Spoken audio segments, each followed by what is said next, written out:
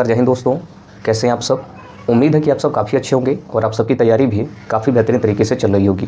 दोस्तों, जैसा कि आप सभी जानते हैं, सिविल सर्विसेज ट्यूटर के द्वारा यूपीपीसीएस मेंस 2025 के लिए क्लासेस चलाई जा रही हैं, जिसमें हम लोगों ने जीएस पेपर फर्स्ट के बारे में बातचीत किया। और जीएस पेपर फर्स्ट में भी हम लोगों ने सबसे पहले विषय कला और संस्कृति के बारे में बातचीत कर रहे थे, जिसमें हम लोगों ने सबसे पहला चैप्टर देखा था हड़प्पा सभ्यता। और हड़प्पा सभ्यता में भी हमने कुछ टॉपिक्स को देख लिया है, जैसे हड़प्पा सभ्यता का सामान्य परिचय, ठीक है, इसके हम लोगों ने सामान्य परिचय के बारे में बातचीत कर लिया था। इससे संबंधित राजनीतिक उस समय की दशा कैसी थी, इसके बारे में देखा। फिर उसके आर्थिक दशा के बारे में देखा। उसके बाद सामाजिक दशा के बारे में देखा और उसके स्थापत्य के बारे में हम लोगों ने बातचीत कर लिया है, ठीक है। तो पिछली क्लास में हम लोगों ने बेसिकली इतने टॉपिक को कवर कर लिया है। और चूँकि मैंने बताया था पिछली क्लास में भी कि हड़प्पा सभ्यता एक आद्य ऐतिहासिक सभ्यता इतिहास के अंतर्गत आता है, तो उसमें हमें क्या है कि साक्ष्य तो प्राप्त हैं, परंतु अभी तक उसे पढ़ा नहीं जा सका है।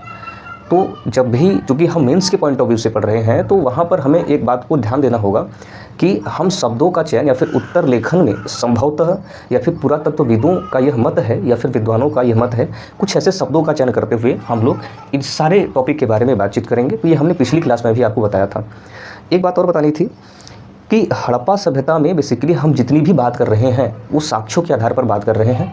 तो आप किसी भी सेगमेंट के बारे में बातचीत करेंगे तो बेसिकली साक्ष्य वही रहेंगे, बस थोड़ा सा किसी टॉपिक को करने के दौरान उसकी जो तस्वीर है वो थोड़ी सी बदल जाती है। जैसे मैं बातचीत करूं कि जब हमने स्थापत्य के बारे में बातचीत किया तो वही बेसिकली साक्ष्य हमने लिया जो हम चित्रकला में भी इसको देखने वाले हैं, लेकिन उस समय उन साक्ष्यों में हमें स्थापत्य कला के अप्रोच से या फिर स्थापत्य कला की तस्वीर बतानी थी, तो हमने उन्हीं बिंदुओं पर चर्चा किया जो स्थापत्य कला के लिए महत्वपूर्ण होंगे, ठीक है। शायद मैं समझ रहा हूँ कि आप समझने का प्रयास कर रहे होंगे।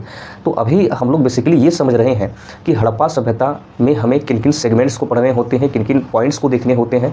और पॉइंट्स में भी हम लोग जब क्लासीफाई कर लिए कि बेसिकली इतने पॉइंट्स में हमें हड़प्पा सभ्यता को पढ़ना है, तो हम लोग ये देखेंगे कि हड़प्पा सभ्यता के किस सेगमेंट से क्वेश्चन अभी तक पूछे गए हैं, ठीक है। उसके बाद अभी तक किस सेगमेंट से पूछे जाने की संभावना है। जब हमें इसकी खुद से स्वतः बेसिक अंडरस्टैंडिंग हो जाएगी तो मुझे लगता है कि आप इस चैप्टर को अपने से हैंडल कर पाएंगे। यही मेरा मुख्य उद्देश्य है। बाकी जानकारी तो मुझसे बेहतर बहुत सारी जानकारी किताबों में है, बहुत सारी संस्थान हैं, अच्छे अच्छे टीचर हैं, मैं ये नहीं कहता, लेकिन मेरा बेसिक एक जो उद्देश्य रहता है वो यही रहता है कि किसी भी चैप्टर की एक बेसिक समझ आपके अंदर हो जाए, ताकि आप स्वयं इस बात का आकलन कर पाएँ कि किसी चैप्टर से जो क्वेश्चन पूछा गया है वो किस क्षेत्र से पूछा गया और अभी तक ऐसे कौन कौन से क्षेत्र हैं जो इस चैप्टर से संबंधित महत्वपूर्ण है और यहाँ से क्वेश्चन पूछे जा सकते हैं। क्योंकि जब तक बेसिक चैप्टर की समझ नहीं होगी, आप प्रीवियस ईयर जो प्रश्न पूछे गए हैं ना तो आप उसको समझ पाएंगे और ना ही सिलेबस में कही हुई बात को समझ पाएंगे, ठीक है। तो आइए हम लोग बातचीत करते हैं हड़प्पा सभ्यता के चित्रकाल के बारे में। देखिए दोस्तों, हड़प्पा सभ्यता का जो चित्रकाल है, जब हम इसके बारे में बातचीत करते हैं तो सामान्यतः हम लोग साक्ष्यों के आधार पर ही बातचीत करेंगे। तो थोड़ा सा, चूँकि मैंने बताया कि जो लोग कोर्स ज्वाइन किए हैं उनको हैंड रिटन फॉर्मेट में नोट्स मिल जाता है, तो मैं उन्हीं नोट्स में थोड़ा नोट किया हूँ। एक बार मैं पढ़ देता हूँ ताकि आपको ये पता चल पाए कि हम लोग किसके बारे में बातचीत करने वाले हैं, फिर एक एक को डिफाइन कर देंगे, ठीक है। तो उद्देश्य तो यही है कि जो नोट्स है, जो बात हमने पॉइंट रूप में आपको लिख कर दिया है, वो चीज़ें आपको समझ में आए, ठीक है। बेसिकली उसके बाद फिर आंसर राइटिंग करनी है। देखिए, जैसे मैंने यहाँ पर लिखा है दोस्तों, चित्रकला के बारे में थोड़ा सा मैं पढ़ के पहले बता देता हूँ, फिर उसके बाद मैं यहाँ पर डिफाइन करूँगा। जैसे यहाँ पर जो सबसे पहला पॉइंट लिखा गया है, पाषाण काल के पश्चात हड़प्पा से भी चित्रकला के प्रमाण मिलते हैं, ठीक है। मतलब हड़प्पा सभ्यता से पहले एक काल थी जिसका काल का नाम था पाषाण काल, मतलब पत्थरों का काल, ठीक है। तो पाषाण काल के पश्चात हड़प्पा से भी चित्रकला के प्रमाण मिलते हैं। अधिकांशतः साक्ष्य मिट्टी के बर्तन से प्राप्त होते हैं, अर्थात हम चूँकि साक्ष्यों के आधार पर बात करने वाले हैं तो जो अधिकांशतः साक्ष्य हैं वो मिट्टी के बर्तनों से हमें प्राप्त होते हैं चित्रकला के पॉइंट ऑफ व्यू से। बर्तनों से प्राप्त चित्रों के मुख्य विषय हैं पशु, पक्षी, मानव, ठीक है। जो बर्तनों पर चित्र प्राप्त हुए हैं उससे यह अंदाज़ा लगाया जा रहा है कि मनुष्य में चित्रों को लेकर जो प्रमुख केंद्र रहा होगा पशु, पक्षी या मानव रहा होगा। उसके बाद वनस्पतियों में भी पीपल, नीम इत्यादि का अधिक चित्रण मिलता है, अर्थात वनस्पति में भी वनस्पति से संबंधित हमें चित्रकला के प्रमाण मिलते हैं। तो वनस्पतियों में भी हमें पीपल और नीम के अधिक जो है चित्रण प्राप्त होते हैं। पशु पक्षियों में एक प्रमुख चित्र है लोथल से प्राप्त चालाक लोमड़ी का चित्र। चूँकि मैंने बताया कि ये पशु पक्षी और मानव के चित्र अधिकांशतः मिलते हैं, तो पशु पक्षियों में एक चालाक लोमड़ी का चित्र जो है हमें देखने को मिलता है। और एक अन्य महत्वपूर्ण चित्र है हड़प्पा से प्राप्त मछुआरे का चित्र। तो हड़प्पा से एक मछुआरे का चित्र प्राप्त हुआ है, ठीक है। तो ये भी महत्वपूर्ण है। चित्रों का विषय प्रकृति व आम जन जीवन से है और काले एवं लाल रंगों का अधिक प्रयोग किया गया है। तो चित्रों का जो विषय है प्रकृति व आम जन जीवन से है और यहाँ पर लाल और काले रंगों का अधिक प्रयोग हमें देखने को मिलता है। हम जिन चित्रों को देख रहे हैं उसमें अधिकांशतः जिन रंगों का प्रयोग किया गया है, ऐसा नहीं कि केवल लाल और काले हैं, और भी रंग है, बट अधिकांशतः जिन रंगों का हमें अधिक प्रमाण मिलता है काले और लाल रंग का, जिसपे हम लोग इन रंगों से चित्र बनते हुए प्रमाण वहाँ पर साक्ष्य मिले हैं। बर्तन पर चित्र निर्माण की कला पूर्व की कला में भी दिखाई पड़ती है। संभवतः इन चित्रों का व्यावसायिक दृष्टिकोण से महत्व रहा होगा।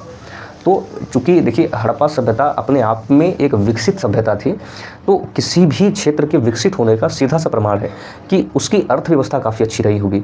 ठीक है, तो विद्वानों के द्वारा यह अनुमान लगाया जा रहा है कि चित्रों का हो सकता है कि संभवतः संबंध व्यापार से या फिर व्यावसायिक दृष्टिकोण से इसका महत्व रहा होगा, इसलिए चित्रांकन जैसी शैली वहाँ पर देखने को मिलती है। ठीक है, तो एक एक बातों को आइए फिर से समझ लेते हैं दोस्तों। देखिए जैसे यहाँ पर बताया गया कि मैं यहाँ पर समझा देता हूँ कि पाषाण काल के पश्चात हमें हड़प्पा सभ्यता में चित्रों के प्रमाण मिलते हैं। क्या चित्रों के प्रमाण मिलते हैं? और इन चित्रों के बारे में हम लोग बातचीत करें तो यहाँ पर पशु पक्षी और मानव केंद्रित चित्र हमें देखने को मिल रहे हैं। ठीक है, इसको ध्यान में रखेंगे। उसके बाद वनस्पतियों में भी, जैसे वनस्पति के भी हमें चित्र मिल रहे हैं, तो वनस्पतियों में भी हमें पीपल और नीम के चित्रों का अधिक महत्व देखने को मिल रहा है। अर्थात वनस्पतियों में हमें पीपल और नीम जैसे वृक्षों का अधिक चित्रांकन देखने को मिलता है। उसके बाद हम लोग बातचीत करें लोथल से। ठीक है, क्या लोथल से 2 चित्र प्राप्त हुए। एक तो चालाक लोमड़ी, पशु पक्षियों में क्या चालाक लोमड़ी का हमें चित्र देखने को मिलता है। ठीक है, उसके बाद मछुआरे का चित्र। ठीक है, तो ये जो है लोथल से हमें यहाँ पर ये जो मछुआरे का चित्र है दोस्तों, ये हड़प्पा से, ठीक है, ये हड़प्पा से है।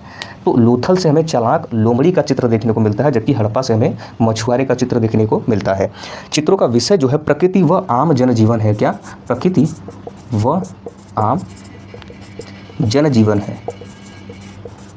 मतलब इनका जो चित्र बनाने जैसी जो शैली हमें प्राप्त हो रही है साक्ष्यों में, ऐसा प्रतीत होता है कि ये प्रकृति और आम जनजीवन से संबंध रखते हैं। जैसे ये देखेंगे कि पीपल और नीम जो है ये प्रकृति से संबंधित है, अर्थात ऐसा अनुमान लगाया जा रहा है कि ये बेसिकली प्रकृति को भी मानते थे, इनकी आस्था प्रकृति में भी थी। हालांकि अगर मैं इन सारे टॉपिक पर बातचीत करूँ तो शायद मुझे लगता है कि 1.5 घंटे का लेक्चर हो जाएगा, लेकिन केवल हमें मेंस लिखने के पॉइंट ऑफ व्यू से बात करनी है, तो केवल हम बुलेट पॉइंट्स यहाँ पर लिख दे रहे हैं। बाकी जो लोग कोर्स ज्वाइन किए हैं उन्हें यहाँ पर मिल जाया करेगा। ठीक है, मटेरियल तो ये बेसिकली हुआ। उसके बाद यहाँ पर हम लोग बातचीत करें, अगर रंग की बात करें कि किन रंगों का अधिक प्रयोग हुआ है चित्रों में, तो रंग में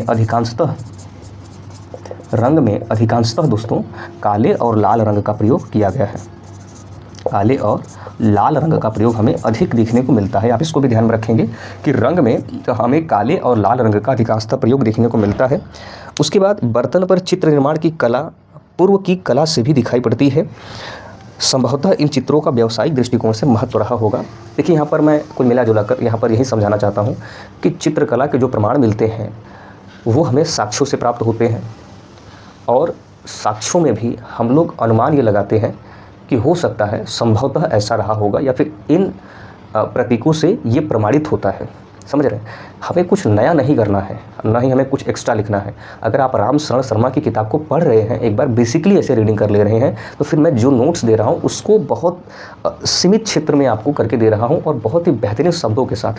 चूँकि मैंने बताया कि आंसर राइटिंग में आपका शब्दों का चयन काफ़ी महत्वपूर्ण होता है, लिखने की प्रक्रिया अलग होती है, शब्दों का चयन अपने आप में वो चीज़ अलग होता है। ठीक है, तो हमने चित्रकला के बारे में बताया कि चित्रकला से संबंधित जो हमें सिंधु घाटी सभ्यता से प्रमाण मिलते हैं वो साक्ष्यों से मिलते हैं, और साक्ष्यों में भी हमें किन किन क्षेत्रों में चित्रकला में महत्व दिखाया गया है, बेसिकली हम इसको यहाँ पर डिफाइन कर रहे हैं, बता रहे हैं। तो अभी चूँकि इन्फॉर्मेशन मैं दे रहा हूँ कि सिंधु घाटी सभ्यता से संबंधित चित्रकला में क्या क्या इन्फॉर्मेशन है, क्या क्या कंटेंट है। ठीक है, चूँकि अब देखिए अभी मैंने बताया कि जैसे मान लीजिए चित्रकला से संबंधित क्वेश्चन पूछा जा रहा है कि सिंधु घाटी सभ्यता के नगरीय नियोजन में चित्रकला का कितना महत्वपूर्ण योगदान रहा है। ठीक है, आप इसको बता सकते हैं, ऐसा क्वेश्चन पूछा जा सकता है।